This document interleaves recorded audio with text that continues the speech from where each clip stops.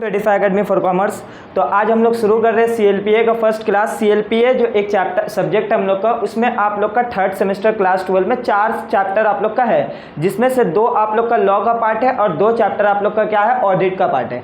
जो लॉ में पहला चैप्टर है उसका नाम क्या है, इंडियन पार्टनरशिप एक्ट 1932।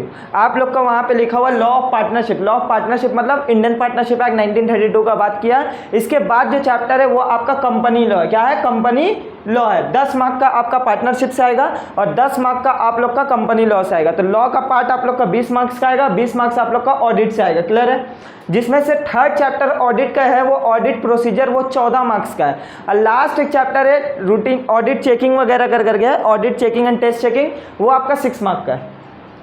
सिलेबस क्या है नहीं है आप लोग का हम वीडियो में ही पहले अटैच कर देंगे, आप लोग यूट्यूब में आ जाएगा, एक बार देख लीजिएगा। आज हम लोग बिना टाइम वेस्ट किए शुरू करते हैं लॉ का पहला चैप्टर, जिसका नाम क्या है, the Indian partnership act 1932। Clear है। अब इंडियन पार्टनरशिप एक्ट 1932 हम लोग जो पढ़ने वाले हैं, 10 मार्क का इससे MCQs आएगा। ठीक है, आइए सबसे पहले इंडियन पार्टनरशिप एक्ट का इंट्रोडक्शन हम लोग पढ़ते हैं। इंट्रोडक्शन में क्या है, this act is called the Indian partnership act 1932। इस एक्ट का पूरा नाम क्या है, पार्टनरशिप एक्ट का पूरा नाम क्या है, इंडियन पार्टनरशिप एक्ट 1932। 1932 क्यों, क्योंकि इसी साल ये एक्ट क्या हुआ था, इन्फोर्स हुआ था। बोलो क्लियर है। आगे चलते हम लोग। यहाँ पे एक चीज गौर करोगे आप लोग, जब भी एक्ट वगैरह लिखोगे वो एक्ट A कैपिटल होना चाहिए, इंडियन का I कैपिटल होना चाहिए, पार्टनरशिप का P कैपिटल होना चाहिए, एक्ट का A कैपिटल होना चाहिए। अगर स्मॉल एक्ट लिख दे रहे हो तो मार्क्स कटेगा वहां पे। क्लियर है। Next, this act is applicable to whole of India.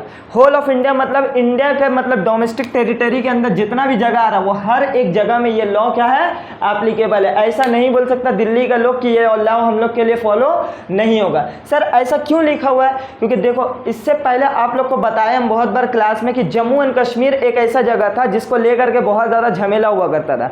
Her law वहाँ पर एप्लीकेबल नहीं हुआ करता था। उसका रीज़न क्या था, हम आप लोग को पूरा कहानी बताए थे कि हरि सिंह राजा वगैरह सब कहानी हम आप लोग को बताए थे। तो ये लॉ आज का टाइम में whole of India, even Jammu and Kashmir में भी एप्लीकेबल है। क्लियर है। Next, this act come into force. ये एक्ट कब आया था, लागू कब हुआ था, 1 अक्टूबर 1932 में। कब आया था, 1 अक्टूबर 1932। यहाँ से एक MCQs आप लोग का बनेगा। एक्सेप्ट ये लॉ में टोटल जो है ना 74 सेक्शन है। कितना सेक्शन है, टोटल 74 सेक्शन है। हर लॉ आपका 1 अक्टूबर 1932 में आ गया था, लेकिन सेक्शन 69 वह एप्लीकेबल कब से हुआ था, 1933 में। सेम डेट बस 1933। सर ऐसा क्यों, आइए इसके पीछे कहानी हम आप लोग को बताते हैं। देखो इससे पहले ये चैप्टर पहले भी था, क्लास 12 में ये चैप्टर पहले भी हुआ करता था पार्टनरशिप, लेकिन वहाँ पे डिस्क्रिप्टिव फॉर्म में लिखा हुआ लिखने पड़ता था। आज आप लोग का डिस्क्रिप्टिव फॉर्म में नहीं है, बल्कि क्या है, MCQs हो गया। तो MCQs को जो लोग सोच रहा है कि बहुत ईजी है, पढ़ करके नहीं जाएंगे, सामने अलग देख करके टाप देंगे, तो भाई MCQs बहुत टफ होता है। रियलिटी में लॉ में MCQs बहुत ज़्यादा टफ होता है। आपको जरा सा ऊपर नीचे होगा आपका मार्क्स कट जाएगा। ठीक है, तो हम आप लोग का MCQs वगैरह सब एक एक चीज़ सॉल्व कराएंगे पूरा नोट्स के साथ। क्लियर है। यहाँ पे गौर करिएगा और लॉजिकली, इससे पहले क्या होता था, टीचर लोग जहाँ पर भी हम लोग खुद पढ़ाते थे जब हम लोग, तो हम लोग डिस्क्रिप्टिव फॉर्म में डायरेक्ट क्या करते थे, क्वेश्चन आंसर लिखा देते थे 20-25 तो, उसी को पढ़ के जाओगे वहीं से आ जाता था क्वेश्चन। लेकिन अब हो गया है MCQs, और अच्छा से अगर नहीं पढ़ोगे या अच्छा से नहीं पढ़ाया जाएगा आप लोग को, तो आप लोग का कंसेप्ट क्लैरिटी नहीं मिलेगा। और चूँकि हम लोग प्रोफेशनल का स्टूडेंट है, ये सब चीज़ हम लोग पूरा घिट दिए पढ़ करके लॉ वगैरह, तो आप लोग को डिटेल में थोड़ा हम क्या करेंगे, एक्स्ट्रा एफर्ट थोड़ा बोल सकते या फिर बोल सकते हो बाकी जगह से आप लोग को एक्स्ट्रा देंगे हम। ठीक है, जैसे कि यहाँ पे बाकी सब क्या करेगा ना, लिखा करके चले जाएगा। क्या लिखाएगा कि ये लॉ एप्लीकेबल कब हुआ था, ये कम इनटू फोर्स कब हुआ था, 1 अक्टूबर 1932 को। सिर्फ सेक्शन 69 को नहीं छोड़ करके, सेक्शन 69 कब से लागू हुआ था, फोर्स में कब आया था, 1 अक्टूबर 1933, एक साल बाद। अब क्वेश्चन अराइज होता क्यों, ये हर कोई नहीं बताएगा। क्यों आपका 1933 से स्टार्ट हुआ, तो सुनो, सेक्शन 69 जो सेक्शन है ना इस लॉ के अंदर, वो रजिस्ट्रेशन करने का बात किया। किसका बात किया बाबू, रजिस्ट्रेशन करने का। अब देखो बहुत सारा दुनिया में 1932 से पहले इंडिया में बहुत सारा ऑलरेडी पार्टनरशिप एग्जिस्ट करता हुआ कि नहीं, बिजनेस 1932 से पहले बहुत कोई तो पार्टनरशिप का बिजनेस करता होगा, धंधा पानी करता होगा इंडिया में। अब ये लॉ आया, अब लॉ आता है तो क्या संगे संग आदमी का रजिस्ट्रेशन करा लेगा, टाइम चाहिए ना उन लोग को रजिस्ट्रेशन कराने के लिए, और रजिस्ट्रेशन अगर नहीं किया हुआ रहता है ना कोई पार्टनरशिप का, तो बहुत सारा उसको कॉन्सिक्वेंसेस मतलब परेशानी या दिक्कत झेलना पड़ता है। अब तुमको हम बोलेंगे आज लो या कल तुम रजिस्ट्रेशन करा लो, पॉसिबल है नहीं, तुमको टाइम देना होगा कि नहीं, एक टाइम। तो हम 1 साल का आपको टाइम दिए, 1 साल के अंदर आप रजिस्ट्रेशन करा लीजिए। अगर इसके बाद आप रजिस्ट्रेशन नहीं कराइएगा 1933 के बाद से, तो आपको कॉन्सिक्वेंसेस झेलना पड़ेगा।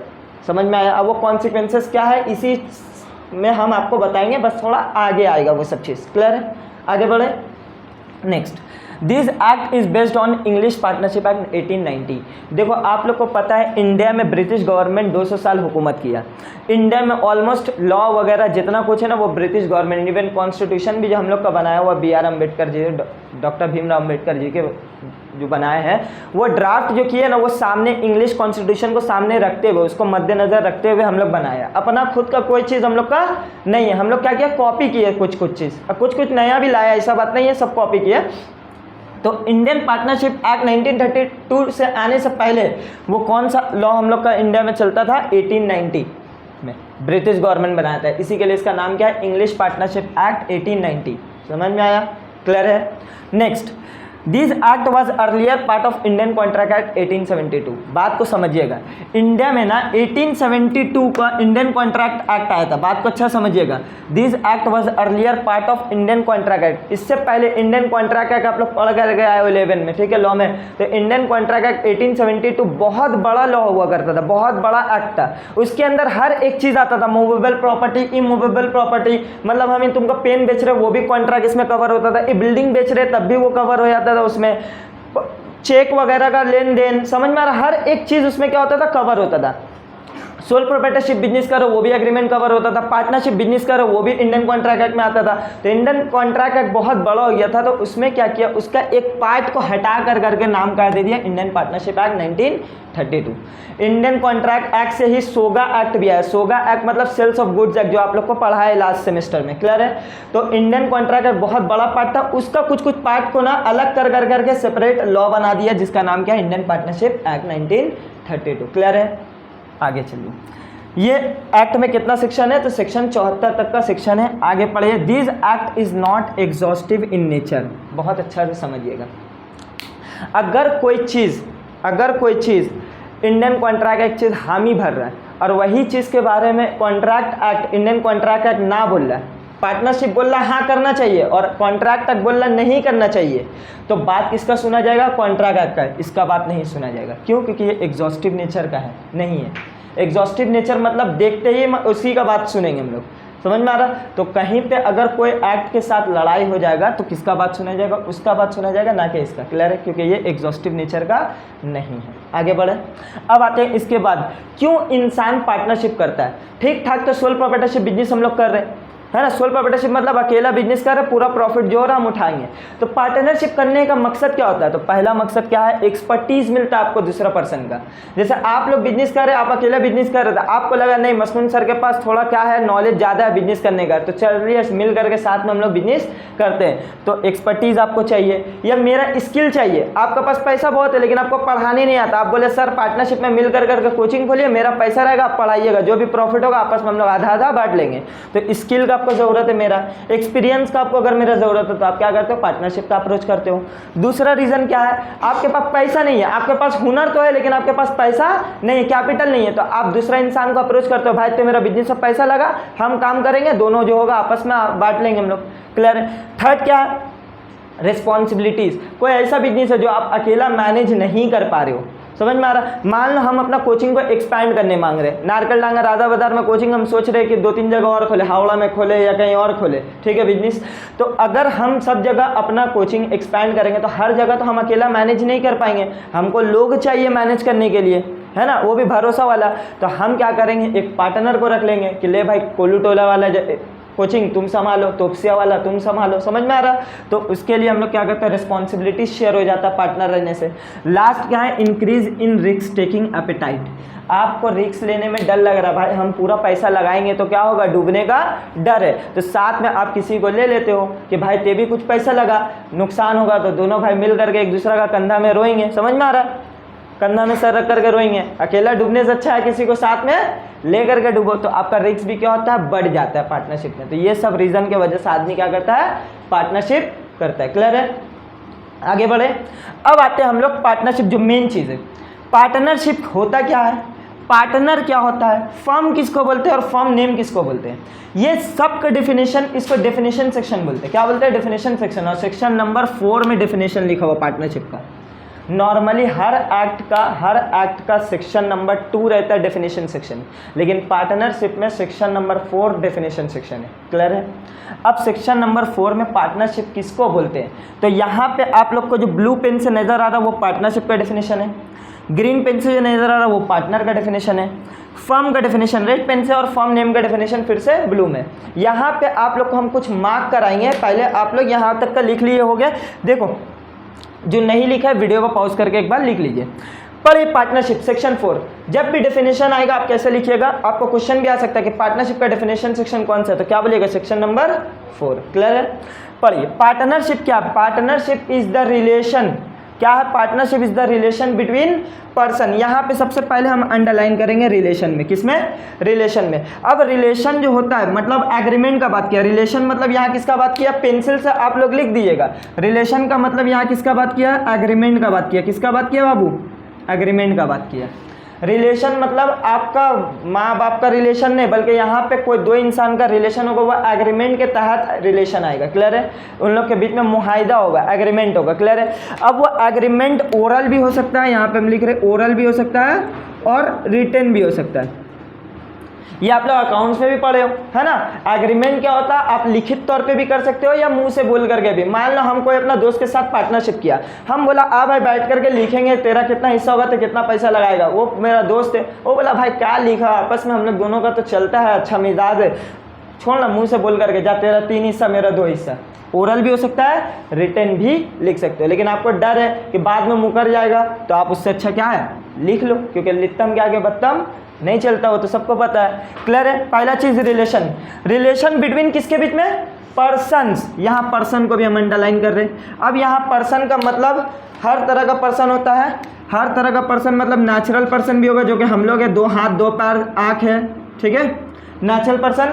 और कौन होगा, केपेबल फॉर कॉन्ट्रैक्ट होना चाहिए। पर्सन क्या होना चाहिए, केपेबल फॉर कॉन्ट्रैक्ट। क्या होना चाहिए, केपेबल फॉर कॉन्ट्रैक्ट। ये भी लिख के बचाओ पेंसिल से, ठीक है, केपेबल फॉर कॉन्ट्रैक्ट होना चाहिए। बंदा जो होना चाहिए वो क्या होना चाहिए, केपेबल फॉर कॉन्ट्रैक्ट। और एक चीज़ लिख लीजिए यहाँ पे, सेपरेट लीगल एंटिटी भी होना चाहिए। क्या होना चाहिए, सेपरेट लीगल एंटिटी होना चाहिए पर्सन। इसी से अभी बहुत सारा चीज़ हम बताएंगे, आप लोग को दिमाग खोल देंगे यहीं में, ठीक है। क्या होना चाहिए, नेचुरल पर्सन भी हो सकता है, सेपरेट एंटिटी भी हो सकता है, केपेबल फॉर कॉन्ट्रैक्ट भी हो सकता है। मतलब क्या, बात को समझो। Partnership is the relation, relation किस चीज़ का रिलेशन भाई, एग्रीमेंट का बात किया। और एग्रीमेंट ओरल भी हो सकता है, रिटन भी। किसके बीच में, 2 person, between persons, persons 2 person ने, बिटवीन पर्सन, पर्सन बहुत सारा हो सकता है, अब कितना हो सकता है कितना नहीं सब बताएंगे अभी हम। बिटवीन पर्सन, अब वो पर्सन क्या होना चाहिए भाई, केपेबल फॉर कॉन्ट्रैक्ट होना चाहिए। केपेबल फॉर कॉन्ट्रैक्ट मतलब जो कॉन्ट्रैक्ट करने के लायक हो। याद करो कॉन्ट्रैक्ट एक्ट में सेक्शन 10 बताया था कौन कौन पार्टनरशिप में कौन कौन एग्रीमेंट नहीं कर सकता। तो माइनर नहीं कर सकता है, ड्रिंक पर्सन नहीं कर सकता, ये सब बताया था ना। तो वो लोग केपेबल कॉन्ट्रैक्ट नहीं है। कोई अगर अनसाउंड माइंड है वो केपेबल फॉर कॉन्ट्रैक्ट नहीं है। कोई अगर बंदा जो पैसा लेकर के भाग गया है, ठीक है, जैसे विजय माल्या वगैरह, वो लोग केपेबल फॉर कॉन्ट्रैक्ट नहीं है। इनसॉल्वेंट पर्सन, वो लोग केपेबल फॉर कॉन्ट्रैक्ट नहीं है। सब सेक्शन 10 में आपको इंडियन कॉन्ट्रैक्ट एक्ट में सेमेस्टर 1 में पढ़ाया गया होगा। तो यहाँ पे आप लोग का पर्सन का मतलब कौन सा पर्सन होगा, नेचुरल पर्सन होना चाहिए, केपेबल फॉर कॉन्ट्रैक्ट होना चाहिए। नेचुरल पर्सन नहीं भी लिखोगे चलेगा, क्योंकि पर्सन में आपका नेचुरल पर्सन भी आता है। और सेपरेट एंटिटी होना चाहिए। सेपरेट एंटिटी मतलब लॉ के नज़र में उसका खुद का अलग क्या होना चाहिए, पहचान होना चाहिए। क्लियर है। अगर खुद का पहचान नहीं है तो वो कॉन्ट्रैक्ट में नहीं आ सकता, ठीक है। Between person who have agreed to share the profits, यहाँ प्रॉफिट का बात किया, लॉस का बात नहीं किया है। क्यों नहीं किया आगे बताएंगे, ठीक है। Who have agreed to share the profit of a business, business को अंडरलाइन करिएगा। हु हैव, अब बिजनेस होना चाहिए, देख लो बात को अच्छे समझिएगा। Agreed to share the profits होना चाहिए ऑफ अ बिजनेस, बिजनेस होना चाहिए आपका ऐसा बिजनेस। बिजनेस का मतलब क्या, प्रॉफिट कमाने के लिए आप बिजनेस करोगे। एनजीओ वगैरह खोल करके आप सोच रहे हो पार्टनरशिप करने का नहीं हो सकता। मतलब हम और तुम आया मिल करके चलो दान दक्षिणा करेंगे, गरीबों को खाना खिलाएंगे, क्या उसको पार्टनरशिप बोलेंगे? हम भी कुछ हिस्सा लिया, तुम भी कुछ हिस्सा लिया, मिल करके हम लोग क्या करें, गरीब को खाना खिला रहे, क्या उसको पार्टनरशिप बोलेंगे? तो आंसर क्या होगा? नहीं। पार्टनरशिप बिजनेस का होना चाहिए, बिजनेस प्रॉफिट कमाने का मकसद होना चाहिए, दान दक्षिणा करने के लिए नहीं। क्लियर है? Next, who have carried by all और any of them acting for all, इसको ध्यान से पढ़िएगा। कैरिड बाय ऑल और any of them acting for all, इसका मतलब क्या होता है? या तो सब पार्टनर मिल करके चला रहा बिजनेस को, या कोई एक भी सबके बिहाफ में काम कर रहा है, तब भी वो पार्टनरशिप कहलाएगा। सर नहीं समझे, मान लीजिए 3 पार्टनर है। कितना पार्टनर है? 3 पार्टनर है। इना मीना डी का कौन है? इना मीना डी का, ठीक है, 3 पार्टनर है, तीनों बिजनेस में पैसा लगाया। ये लोग दोनों के पास बहुत टाइम नहीं था, ये लोग बिजनेस को मैनेज नहीं कर रहा। मैनेज कौन कर रहा? पूरा बिजनेस को ईना कर रहा, ठीक है। तो क्या तब भी वो बिजनेस को पार्टनरशिप बोलेंगे? तो answer is yes, due to last point, carried by all, सब मिल करके चलाए बिजनेस को, या any of them acting for all, कोई भी अगर उनमें से काम कर रहा है तब भी उसको पार्टनरशिप कहलाएगा। ऐसा मत सोचोगे सर ये लोग तो बिजनेस में काम नहीं कर रहा, ये लोग तो सिर्फ पैसा लगा के घर में सो गया, क्या इन लोग को पार्टनर बोलेंगे? तो आंसर इज यस, इन लोग भी पार्टनर है बिजनेस का। क्लियर है? समझ में आया? क्लियर है? आगे बढ़े। अब आते हैं पार्टनरशिप, समझ में आया? पार्टनरशिप क्या है? रिलेशन है, किसके बीच में? पर्सन्स के बीच में। रिलेशन मतलब एग्रीमेंट, पर्सन मतलब जो केपेबल फॉर कॉन्ट्रैक्ट होगा और सेपरेट एंटिटी होना चाहिए। 2 वर्ड याद रखिएगा, केपेबल फॉर कॉन्ट्रैक्ट और सेपरेट एंटिटी होना चाहिए। Who have agreed to share, वो लोग अपना प्रॉफिट को क्या करेगा? शेयर करेगा, आपस में बांटेगा प्रॉफिट को। लॉस का बात नहीं किया यहाँ पे, फिर से हम बोल रहे, लॉस का बात नहीं किया। किसका? बिजनेस का होना चाहिए, एनजीओ वगैरह का नहीं होना चाहिए। कैरिड, चाहे एक इंसान काम करे या सब के बिहाफ में कोई एक भी कर रहा है या सब कर रहा है, तब भी वो पार्टनरशिप कहलाएगा। क्लियर? पार्टनरशिप के बारे में समझ में आया? अब आते हैं हम लोग पार्टनर किसको बोलते हैं? Persons who have entered into partnership, अगर कोई इंटर कर रहा है पार्टनरशिप में, हर एक इंसान को, इंडिविजुअल को क्या बोलेंगे? पार्टनर्स बोलेंगे। जैसे एग्जाम्पल हम आप लोग को दे रहे हैं, यहाँ पे बात को अच्छा है समझिएगा। मान लीजिए 3 बंदा है, इंडिविजुअली पार्टनर्स लिख लिया तुम लोग, इंडिविजुअली पार्टनर्स। देखो एग्जाम्पल्स, यहाँ पे हम तुमको एग्जाम्पल दे रहे हैं, राजू, रांचो और छाछड़, मान लो 3 पार्टनर है, ठीक है, समझ में आया? इन लोग 3 पार्टनर मिलकर करके एक फर्म खोला, उस फर्म का नाम है मान लो एडिफाई एंड एसोसिएट्स। क्या नाम है? Edify and associates. तो ये जो इन लोग का बिजनेस है, जो पैसा लगाया इन लोग आपस में, ठीक है, मिल करके बिजनेस कर रहा है, उसका बिजनेस का नाम क्या है? Edify and associates. इन लोग को इंडिविजुअली क्या बोलेंगे? पार्टनर्स बोलेंगे। मतलब राजू पार्टनर्स, रांचो पार्टनर्स, छाछड़ पार्टनर्स, और उन लोग का कलेक्टिवली सबको जोड़ करके नाम क्या बोलेंगे? फर्म है। ये क्या है? फर्म है। देखिए, person who have entered into partnership, हर एक इंसान क्या है? पार्टनरशिप में जो इंटर किया, उन लोग को क्या बोलेंगे? पार्टनर्स बोलेंगे। बोले क्लियर? ग्रीन पेन वाला। नेक्स्ट आते हैं the person who have entered into partnership with another collectively called firm. तीनों को जोड़ करके क्या बोलेंगे हम लोग? फर्म बोलेंगे। तीनों को जोड़ देंगे तो क्या हो जाएगा? फर्म। अलग अलग बात करेंगे तो क्या बोलेंगे? पार्टनर्स। और उन लोग का जो बिजनेस का नाम है उसको क्या बोलेंगे? फर्म नेम बोलेंगे। Last line, the name under which their business is carried on is called firm name. फिर से बोलिए सर, जो बिजनेस ये लोग कर रहा है तीनों मिल करके, उसको क्या बोलते हैं? Partnership firm. क्या बोलते हैं? पार्टनरशिप, ठीक है। अलग अलग को अगर बात करेंगे, इन लोग तीनों को क्या बोलेंगे? पार्टनर्स। तीनों को जोड़ देंगे तो क्या बोलेगा? फर्म, ठीक है। और फर्म का जो नाम रहता है उसी को क्या बोलते हैं? फर्म नेम बोलते हैं। क्लियर है? आगे बढ़े, बोलिए। यहाँ तक आप लोग रिकॉर्ड करिए, हम लोग आगे बढ़ते हैं, ठीक है। चलिए आगे बढ़ते हम लोग। बोर्ड में आप लोग नजर आ रहा है essential elements of partnership. Partnership का एसेंशियल एलिमेंट्स क्या है? तो 5 एलिमेंट्स है। कितना एलिमेंट्स है एसेंशियल एलिमेंट्स? 5। आइए पांचों आपका याद करो, हम डेफिनेशन में अंडरलाइन कराया था। क्या था? सबसे पहले एसोसिएशन ऑफ पर्सन, मतलब 2 या 2 से ज़्यादा इंसान होना चाहिए। दूसरा क्या था? एग्रीमेंट। रिलेशन में हम तुम लोग को अंडरलाइन करके क्या लिखा था? एग्रीमेंट लिखाए थे। दूसरा बिजनेस होना चाहिए, एनजीओ नहीं होना चाहिए। शेयरिंग ऑफ प्रॉफिट होना चाहिए, लॉस के बारे में हमने बताया था वहाँ पे। और लास्ट कैरिड बाय ऑल और any of them acting for all. इसी के लिए बोला था डेफिनेशन को बहुत ध्यान से पढ़िएगा, क्योंकि उसी के ऊपर पूरा क्या है? एसेंशियल एलिमेंट्स है। अब पहला एसेंशियल एलिमेंट्स क्या है भाई? Association of person. एसोसिएशन मतलब क्या होता है? जब कुछ 2 या 2 से ज़्यादा इंसान मिल करके जुड़ जाता है ना, उसको क्या बोलते हैं? एसोसिएशन बोलते हैं। तो पढ़िए ये एसोसिएशन 2 या 2 से ज़्यादा इंसान, पार्टनरशिप में मिनिमम कितना इंसान होना चाहिए, तो यहीं से समझ में मिनिमम तो 2 होना चाहिए, मैक्सिमम कितना होना चाहिए आगे आएंगे हम लोग बता रहे। एसोसिएशन ऑफ 2 और मोर पर्सन, अब यहाँ पे पर्सन में देखो नेचुरल पर्सन जैसे कि हम लोग हैं वो नेचुरल पर्सन, और सेपरेट इंटिटी होना चाहिए। सेपरेट इंटिटी मतलब लॉ के नज़र में उसका खुद का पहचान होना चाहिए। समझ में आया, क्लियर है। एग्जाम्पल, मान लीजिए मोहम्मद जान स्कूल या कोई एक स्कूल है जिसका लॉ के नज़र में अलग पहचान है, ठीक है, क्या वो कोई फर्म में पार्टनर बन सकता है, तो आंसर क्या बोलिएगा, यस। कब बन सकता है, जब उसका अपना सेपरेट इंटिटी होगा तब, लेकिन अगर इसका अपना सेपरेट इंटिटी नहीं है तो वो पार्टनर नहीं बन सकता। बोलो क्लियर है, समझ में आया। सेपरेट इंटिटी क्या होता है वो आप लोग को बीएसटीडी में फर्स्ट सेमेस्टर में ही पढ़ा दिए थे, सेपरेट इंटिटी क्या होता है, समझ में आता है ना। चलिए अब आगे बढ़ते हैं। Only person recognize by law can become partner, वही इंसान पार्टनर बन सकता है जिसको लॉ परमिशन दे, जिसको लॉ माने। मैं जैसे कि माइनर को लॉ पर्सन नहीं मानता है, ठीक है, ड्रिंक पर्सन या फिर कोई मतलब आतंकवादी वगैरह उसको इंसान पर्सन के दायरा के अंदर बाहर रखेंगे। कोई पैसा लेकर के भाग गया, समझ में आ रहा, वो लोग नहीं आ सकता पर्सन में, क्लियर। अब पर्सन में नहीं आएगा तो वो पार्टनर भी नहीं बन सकता है। नेक्स्ट, फर्म कैन नॉट, ये वाला को बहुत अच्छा से मार्क कर लिए, यहाँ से एमसीक्यूज बनेगा। Firm can not become partner in another firm, मतलब सर इधर ध्यान दीजिए, मान लीजिए इधर सुनिए ना, मसनून और साफ सर का एक कंपनी ऑलरेडी है जिसका नाम क्या है, फर्म का मसनून और साफ सर का ऑलरेडी एक पार्टनरशिप फर्म है। बात तो सुनो, हम मसनून और साफ मिल कर करके एक फर्म ऑलरेडी खोला जिसका नाम क्या है, मसनून एमएनएस एसोसिएट्स बोल करके एक फर्म का नाम है।